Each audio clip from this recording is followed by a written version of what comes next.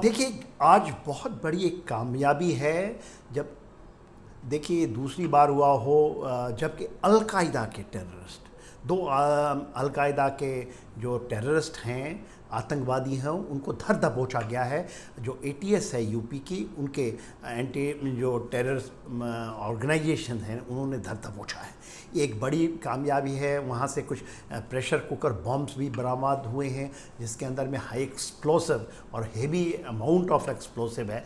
चाहे वो कुछ धमाका करना चाहते थे इंडिया के अंदर में, और ऐसा माना जा रहा था ये या तो 2-3 दिनों के अंदर में करते, जैसे कि जो एडी साहब हैं यूपी के, वो बता रहे हैं लॉ एंड ऑर्डर के कि उनका ये विश्लेषण है कि ये 3-4 दिनों में ये करते, या 15 अगस्त की तैयारी होती जिसमें वो पूरा धमाका करना चाहते हैं।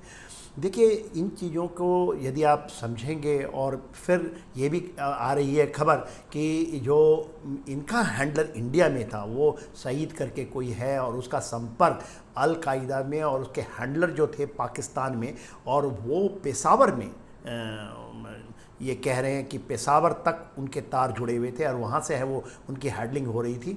अलुल करके कोई एक संगठन है जो कि इनको पूरा देख रहा था, और अल कायदा के साथ और गजावल उल हिंद के साथ जो यहाँ पर है इंडिया में, उसके साथ उसके तारों को जोड़ रहे हैं।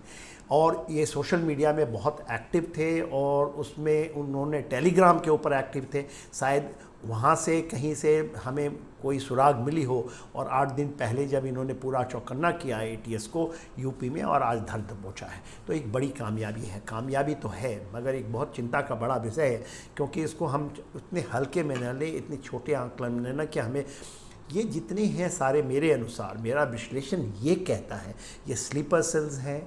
ये लोग पहले अब्सोल्युटली ठंडे जमे हुए थे कि ऑल ऑफ अ सडन नहीं, कि जिसको हैंडलिंग भी आ जाए कि प्रेशर कुकर में कैसे इस एक्सप्लोसिव को तैयार करना है। क्योंकि लोकल का ये कहना है कि ये लोग तो नॉर्मल थे, लोग नॉर्मल दिखते हैं, और ऐसा ही होता है। मॉड्यूल ये छिपे होते हैं, उनका कोई सुराग नहीं होता, वो उभर के सामने नहीं आते, मगर बड़े बड़े काम कर जाते हैं।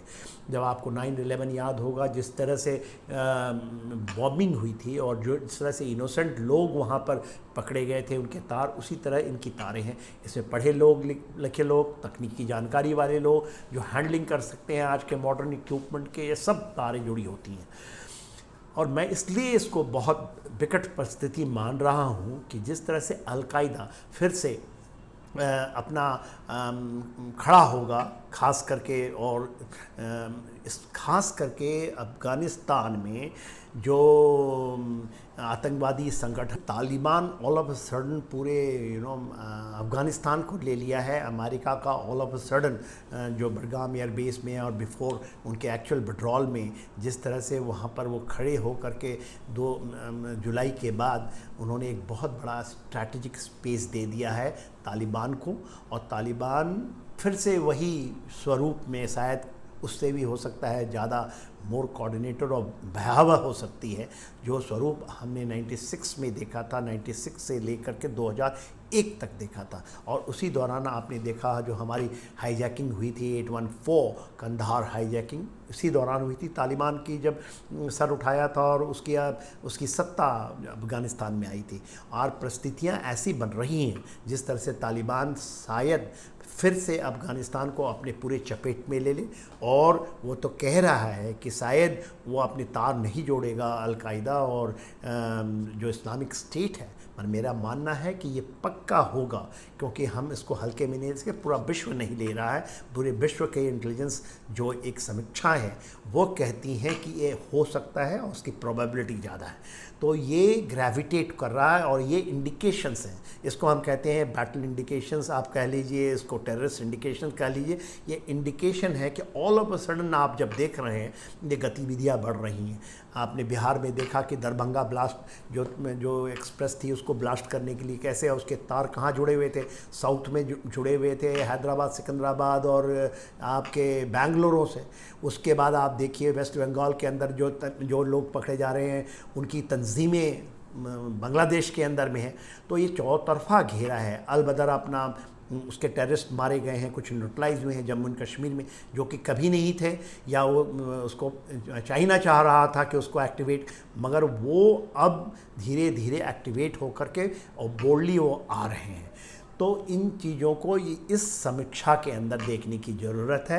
ये बहुत बड़ी कामयाबी है, उसके लिए हम उनको मुबारकबाद देते हैं एटीएस को। और जिस तरह से वो वेस्ट यूपी में सुन रहे हैं, बनारस के इलाके में और जितने भी जगह हैं वहाँ पर अब वो बहुत तेज़ी से कार्रवाइयाँ कर रहे हैं।